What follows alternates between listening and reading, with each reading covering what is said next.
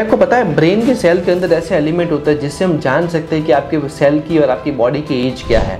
अगर हम जाने कि भाई हमारी बॉडी की एज फॉर एग्जांपल वो रिपोर्ट के बाद कि 80 ईयर्स है और आपकी एक्चुअल एज 50 ईयर्स है, ऐसा बहुत कॉमनली होता है कि हमारी एज से हमारे सेल की एज बहुत ज़्यादा होती है, इसीलिए तो लोग 100 साल जी नहीं पाते। आइडियली हम क्या बोलते हैं 100 साल जियो, लेकिन 100 साल कोई जी नहीं पाता। एक एवरेज इंडियन की जो आयु है वो 70 ईयर्स है। तो 70 ईयर्स क्यों है? तो वो इसीलिए है बिकॉज उनकी सेल की जो एज है वो उनकी एक्चुअल एज से ज़्यादा है। तो इसीलिए अगर आपको ये पता चल जाता है कि भाई क्या आपकी सेल की एज है, तो आप ऑक्सीजन थेरेपी जो एसेंशियल न्यूट्रिएंट होते हैं आपकी बॉडी के लिए, वैसी कई सारी और थेरेपीज के साथ इस एज को कम कर सकते हैं, रिवर्स कर सकते हैं। हमने देखा है कई सारे थेरेपीज से एज को 50 ईयर्स से 40 ईयर्स तक भी ले जा चुके हैं।